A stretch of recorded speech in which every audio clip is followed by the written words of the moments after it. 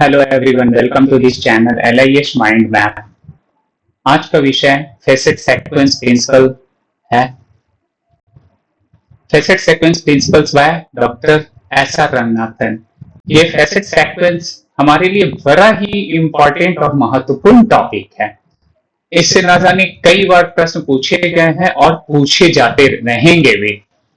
यह बड़ा ही फंडामेंटल बात को इसमें शामिल किया गया है और डॉक्टर SR रंगनाथन ने ये बताया कि कैसे हम फैसेट्स को यूज करते हैं।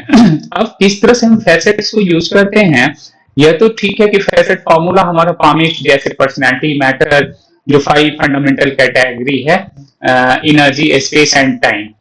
लेकिन इन personality matter, energy, space and time को भी हम किस प्रकार से और इलाबरेट करते हैं, तो ये रंगनाथन के दिमाग में एक कॉन्सेप्ट आया और उन्होंने इस विजन्स को अपने क्लासिफिकेशन स्कीम में क्या किया है, ये डाला है और उन्होंने ही बताया है इस प्रिंसिपल को और इस सिद्धांत को। तो रंगनाथन के द्वारा यह दी गई अब तक सचमुच यह अतुलनीय एक प्रयास था और इफोर्ट था, जो जिससे कि इसे भी कई ऐसे क्लासिफिकेशन स्कीम ने क्या किया कि इसे आधार भी बनाया है। अब यहाँ पर हम लोग देखते हैं कि एक्चुअली में इसकी नीड्स क्या है, क्या आवश्यकता है रंगनाथन के द्वारा, तभी हम इसे समझ पाएंगे कि हमारे लिए ये जो हम लोग क्लासिफिकेशन भी करते हैं तो कितना महत्वपूर्ण है। देखिए, the principle of facet sequence are needed to maintain a natural and logical order among facets. अब ये क्या है कि फैसेट सीक्वेंस क्या है, ये क्यों इसकी आवश्यकता है? इसलिए आवश्यकता है क्योंकि ये नेचुरल एंड लॉजिकल ऑर्डर में इसे क्या किया गया है, अरेंजमेंट के क्रम को, यानी क्रम को बताया गया है। रंगनाथन ने यह अपना प्रयास किया कि कैसे लॉजिकली और नेचुरल तरीके से रखा जाए फेसेट्स को। अब इस फेसेट्स को, जिससे हमारा क्या होगा, अवॉइड कंफ्यूजन, कंफ्यूजन हमारे दूर होंगे, ensure clarity of subject meaning, यानी हमारा सब्जेक्ट मीनिंग जो है वो बिल्कुल क्लियर होगा, रिफ्लेक्ट रियल वर्ल्ड रिलेशंस, हमारा रियल वर्ल्ड रिलेशंस भी इसमें बताएगा। देखिए कितनी बड़ी बात है, कितने आउटलाइंस जो बड़ा ही महत्वपूर्ण है। And achieve consistency in classification, यहीं तक नहीं बात आई, यानी कि they help in systematic organisation of knowledge for easy retrieval. अब देखिए कि इजी रिट्राइवल नॉलेज का जो है वो भी होगा, है ना, जिसमें ऑर्गेनाइजेशन का। तो अब सिस्टमैटिक ऑर्गेनाइजेशन हम किसी नॉलेज का करेंगे, देखिए ये कैसे, ये बड़ा महत्वपूर्ण है। यानी अब देखिए इसे हम समझने का और भी प्रयास करें और इजियर करें, तो ये देखते हैं कि इन्होंने कहा कि विभिन्न पक्षों को प्राकृतिक और तार्किक क्रम में व्यवस्थित तो करता ही है, साथ ही साथ जितने भी हमारे जो है ना कंफ्यूजन है या भ्रम होते हैं, किसी टॉपिक को, टाइटल को हम लेते हैं, सपोज जब हम क्लासिफाई करते हैं तो हमारा क्या क्या एक कंफ्यूजन रहता है, उन कंफ्यूजन को हम कैसे दूर करते हैं। तो इन्होंने बहुत अच्छे ढंग से कुछ एग्जांपल्स को दिया है जो आप अभी देखेंगे आगे जब हम लोग बढ़ते हैं, तो कि कई बार यूजीसी नेट में तो बारंबार ये प्रश्न पूछे गए, बार बार की मैं बात करता हूं, और साथ ही कई ऐसे कॉम्पिटिटिव एग्जाम्स में, केवीएस, नवोदय में भी पूछे गए हैं।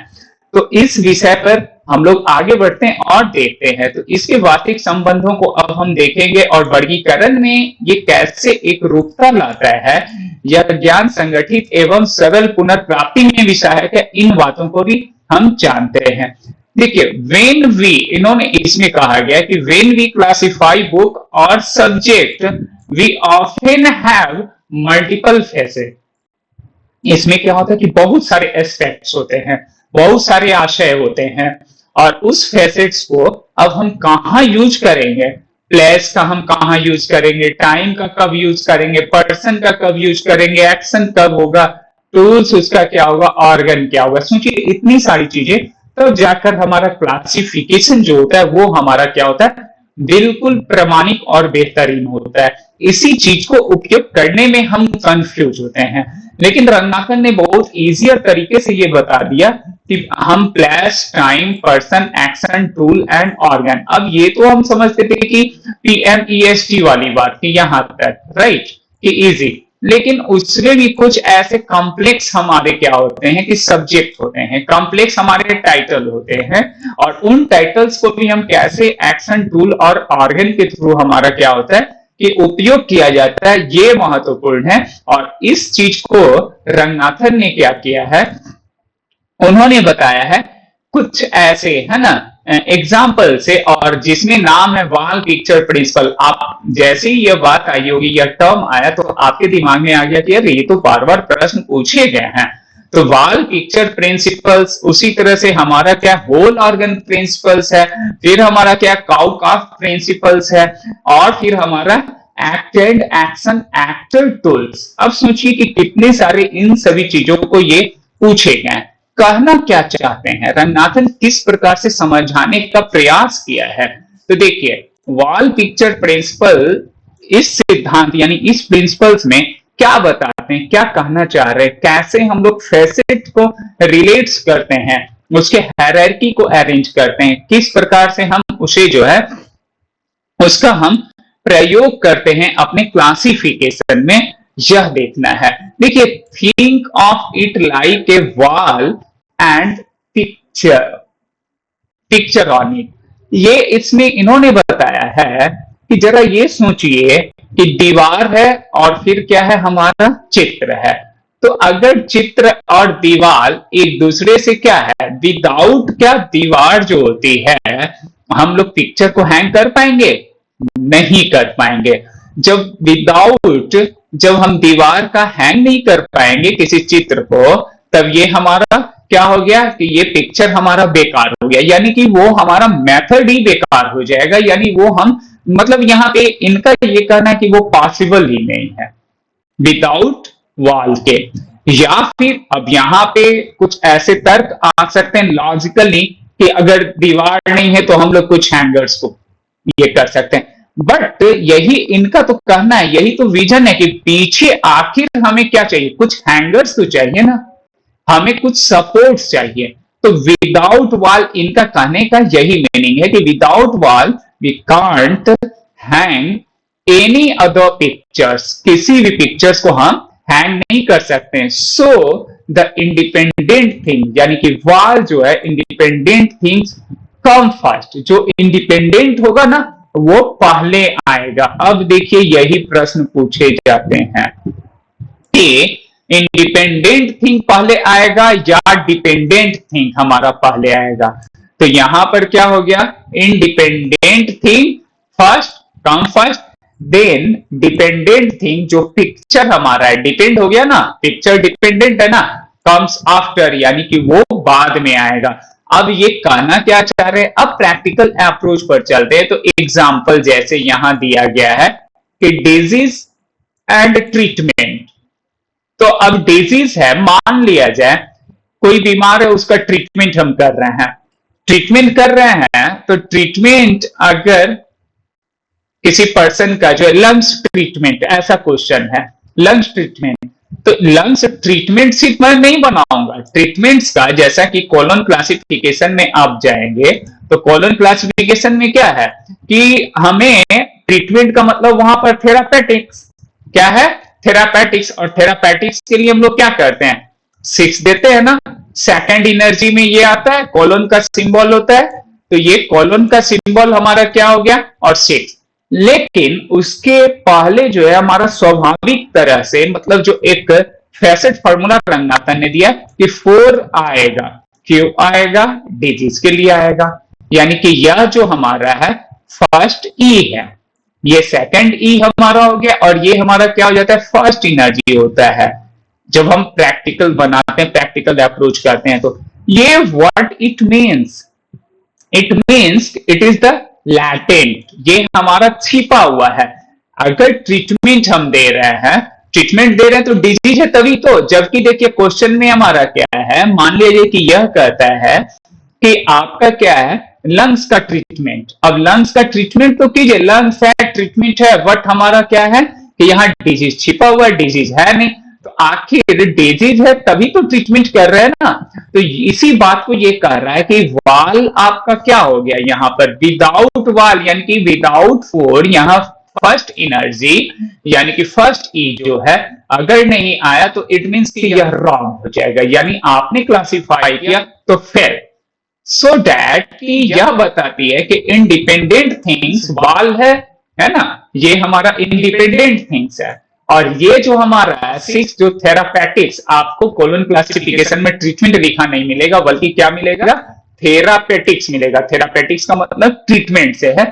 और ये कोलन सिक्स, तो ये हमारा क्या हो गया, डिपेंडेंट थिंग्स, यानी कि it's a treatment can not exist without a disease. इसी बात को ये बताया गया है कि ये can not exist without disease, but disease can exist without treatment. ये हमारा क्या हो सकता है, विदाउट ट्रीटमेंट हो सकता है। तो सो दैट कि बाल और पिक्चर, यानी इसी तरह से इन्होंने बताया कि ये फैसेट हमारा जो है कितना इंपॉर्टेंट है, और बाल पिक्चर प्रिंसिपल इसी को कहा गया।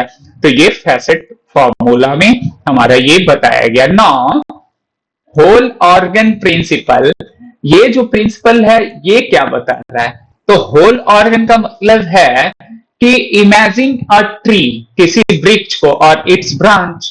ये हमारा क्या हो गया, कोई बहुत बड़ा क्या है कि वृक्ष है और उसका क्या हो जाएगा कि वो ब्रांचेज हम लोग लेते हैं डिफरेंट हैंड से, तो ये हमारा ब्रांचेज।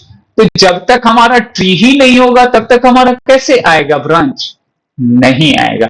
इट मीन्स कि a branch makes senses only if the trees right exist, so the whole tree should come first। अब whole tree क्या होगा, हमारा पहले आएगा, then the part branch, यानी कि उसके बाद ही हमारा क्या होगा, ब्रांच होगा। यानी कि होल ऑर्गन प्रिंसिपल्स में क्या हो गया कि पहले होल हम ट्री को लेंगे, देन हम क्या करेंगे, उसके पार्ट्स को लेंगे, उसके ब्रांच को लेंगे। नेट का क्वेश्चन पूछा होगा।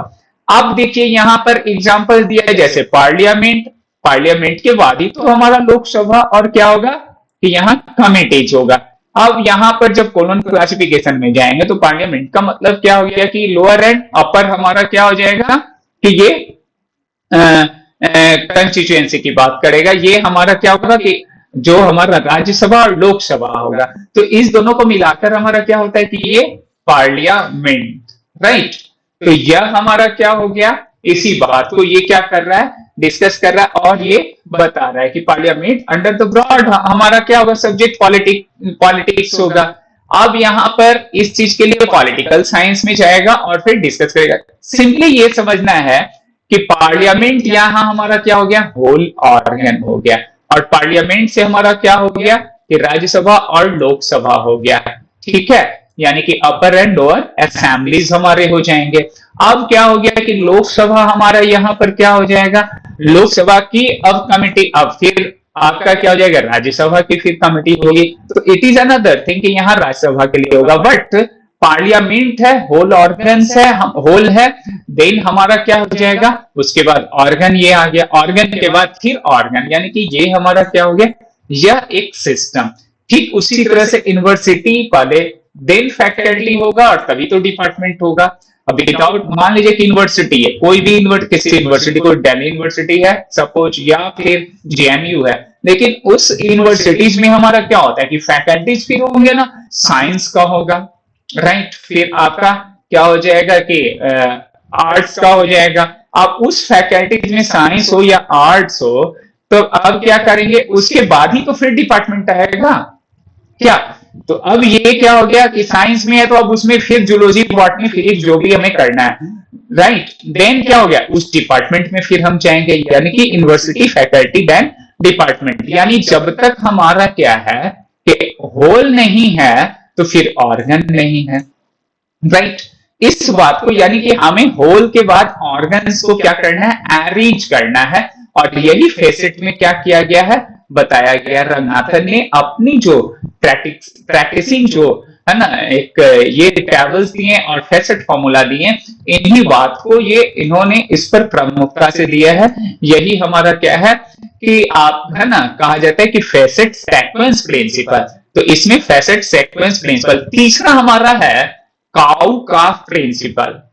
काउकाफ प्रिंसिपल आपने बनाया होगा, और ये संभवतः हमें याद है कि ये क्वेश्चंस पूछा गया केवीएस में, लास्ट 2 इयर्स अर्लियर, जो इसके पूर्व में जो हुआ था, ये नहीं, इसके पूर्व वाले में। तो काउ का प्रिंसिपल्स में क्या हुआ कि देखिए यहां पर कहता है कि देखिए दोनों का एक ऐसे अन्योन्य अन्योन्याश्रय संबंध जिसको बोल सकते हैं हिंदी में, है ना, कि वो क्या करता है दोनों के बिना, है ना, अगर काउ है तो काफ है, काफ जो है काउ के बिना नहीं रह सकता है। तो think a cow and its little calf, है ना, उसका बछड़ा है।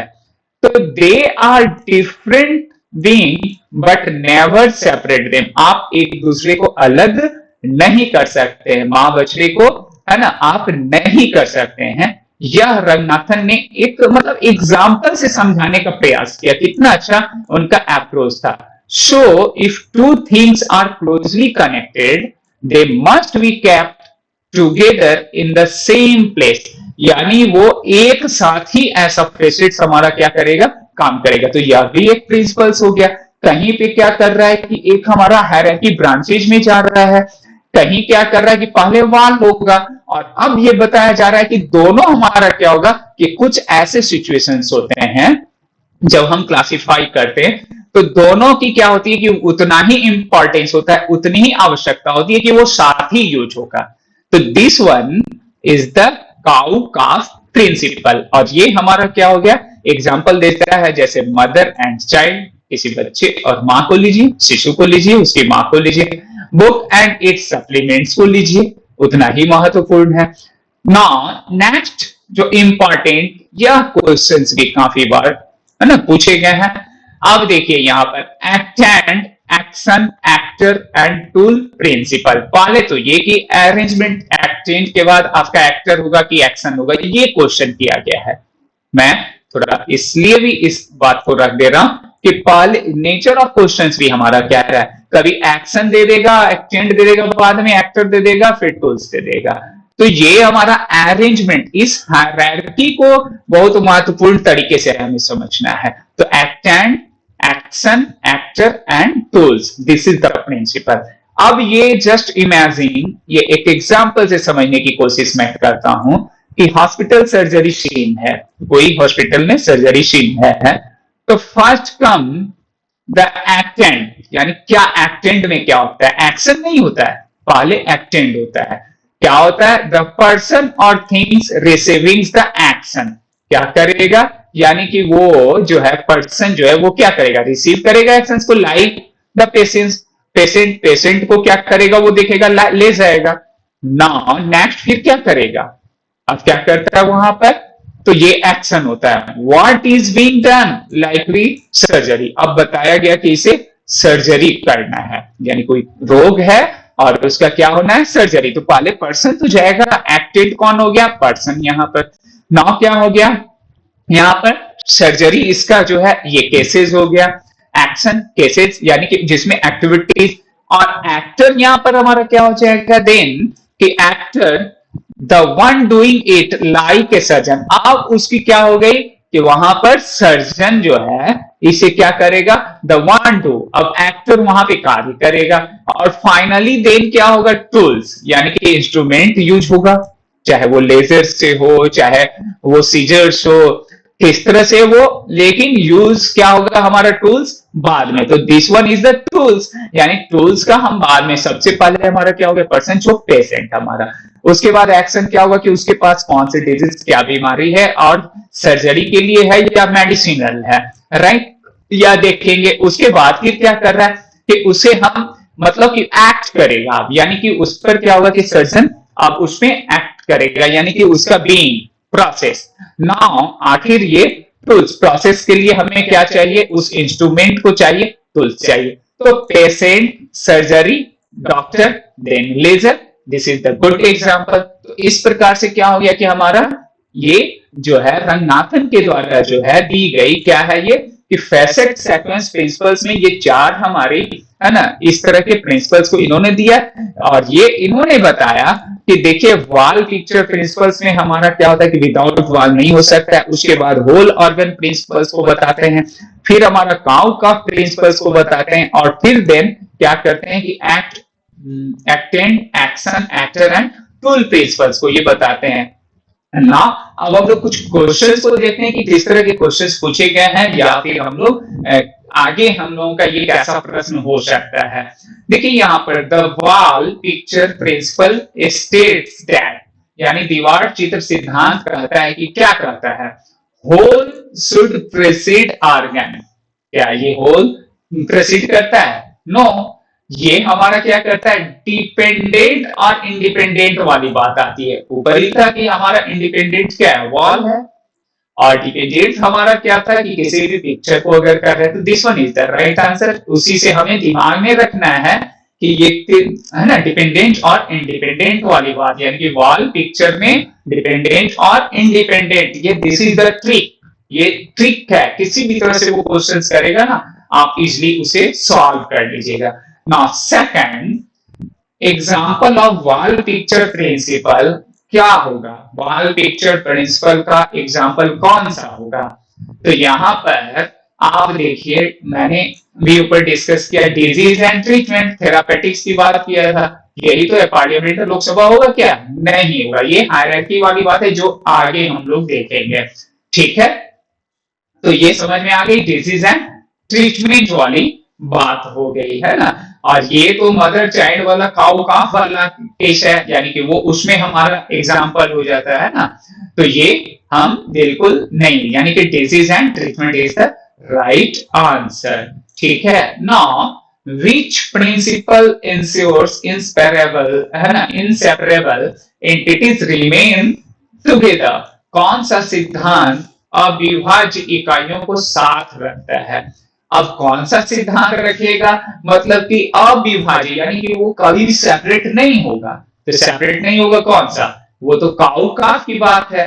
काउ काफ, बच्चे को आप कभी भी उसकी मां से अलग नहीं कर सकते हैं। तो ये हमारा क्या हो गया, sea cow calf is the right answer. Now parliament Lok Sabha committee is an example. अभी आ गया, ऊपर भी था ये क्वेश्चन, लोकसभा समितियां तथा किसका उदाहरण है?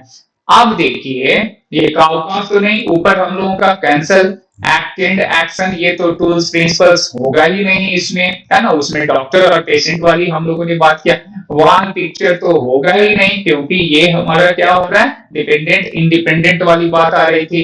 होल ऑर्गन प्रिंसिपल्स, ये इसमें कौन सा आ जाएगा, पार्लियामेंट, क्योंकि होल ऑर्गन हमारा क्या हो गया, पार्लियामेंट। और ये ट्रीज, याद रखिए कि ट्री वाली केसेस, और इसमें फिर हमारे ब्रांचेस होते चले गए। तो होल ऑर्गन प्रिंसिपल। नाउ हमारा क्या है, काउ का प्रिंसिपल इज आल्सो कॉल्ड, इसे हम क्या बोलते हैं, काउ का जो प्रिंसिपल है। तो ये काउ का मतलब माँ और बच्चा, यानी कि mother and infant, very simple. तो mother and infant principle, cow का प्रिंसिपल क्या हो जाएगा, ये मदर एंड इन्फेंट प्रिंसिपल्स कहलाएगा। नेक्स्ट हम लोग देखते हैं, देखिए यही प्रश्न पूछे भी हैं, correct order in acted action actor tool principle. इस प्रिंसिपल का जो है सही क्रम क्या होगा, क्या एक्टर एक्शन एक्टेड टूल होगा? नो। तो ये जो खुद ही दे रखा है acted action actor tool principle, तो यही ना होगा, एक्टेड एक्शन एक्टर टूल्स। ये तो सिंपल बनाने के लिए, बट वो उस वक्त आपको क्या करेगा, कभी कभी कि डायरेक्टली वो ट्विस्ट करेगा क्वेश्चंस को, और वो क्या करेगा कि अरेंज करे, वो यह नहीं लिखेगा एक्टेड एक्टर एक्शन और ये एक्टर और टूल्स प्रिंसिपल, वो सीधे देगा कि रंगनाथन की जो हम लोग बात कर रहे हैं कि रंगनाथन के फैसेट सीक्वेंस प्रिंसिपल में ऐसे देगा, वो आपको ट्विस्ट कर देगा, रंगनाथन की फैसेट सीक्वेंस प्रिंसिपल्स में सही क्रम क्या है, अब ये 4 दे देगा। अब यहाँ यह नहीं देगा आपको, ये समझिए, ये जो है यह क्रम यहाँ ऊपर नहीं देगा कि आप इजिली बना दें। ठीक है, ये हम लोग समझने के लिए, उस पर इम्फेसिस करने के लिए कि आपके माइंड में, हमारे माइंड में ये परसेप्शन अच्छा हो जाए और हम रिसीव करें इंफॉर्मेशन। देन क्या करेगा वो, है ना, या ना देके फैसेट सीक्वेंसेस की बात करेगा, तब हमारा आंसर क्या हो जाएगा, acted action and actor tools, right. तो this one is the right answer. Now disease must precede treatment illustrates, रोग उपचार से पहले आना चाहिए, किसका उदाहरण है? ट्रीटमेंट जैसा कि मैंने बताया था कि क्या होता है, वो ट्रीटमेंट का मतलब क्या हो गया कि थेरापेटिक्स थेरापेटिक्स था ना, और हम लोग क्या करते हैं उसके पहले हमारा क्या होगा कि कहीं ना कहीं प्रॉब्लम है, डिजीज है। तो जब डिजीज है तो ये किस केसेस में था, तो वाल और पिक्चर, यानी वाल नहीं होगा तो हमारा क्या होगा, पिक्चर हैंग नहीं करेगा। तो ये हुआ ना वाल पिक्चर प्रिंसिपल्स हो गया, this one is the right answer. Now which principle is most complex combining four facets, इसमें कहा जा रहा है कि कौन जो है मोर कॉम्प्लेक्स है यानी सबसे जटिल है, जो चार पक्षों को जोड़ता है। तो चार पक्ष ऐसे भी क्लियर हो जाता है, एक्टेंट, एक्शन, एक्टर, टूल्स। तो चार पक्ष तो जैसे ही आ रहा, फोर फेसेट्स है ना, तो ये और मोस्ट कॉम्प्लेक्स भी हमारा ये है ना, डॉक्टर वाली बात, ट्रीटमेंट वाली बात, तो ये सारा। तो इस प्रकार से हम लोगों ने क्या किया कि आज जो है फेसेट सीक्वेंसेस को भी देखा, रंगनाथन के द्वारा ये बड़ा ही महत्वपूर्ण और टॉप लेवल के क्वेश्चंस भी पूछे जाते हैं, और यही एक दो नंबर हमारे लिए बेहतर कर जाते हैं, जहां हम इन प्रश्नों को छोड़ देते हैं, और इसी एक दो नंबर से ऐसे ही कुछ प्रश्न होते हैं जहां पर हम कहीं किसी कंपटीशन में क्या होते हैं, पिछड़ जाते हैं, या फिर हम रिजल्ट दे देते हैं। तो चलिए हम लोग आज इस फेसेट क्रम को भी देखा। थैंक यू सो मच, फिर मिलता हूं नए टॉपिक के साथ। Thank you once again.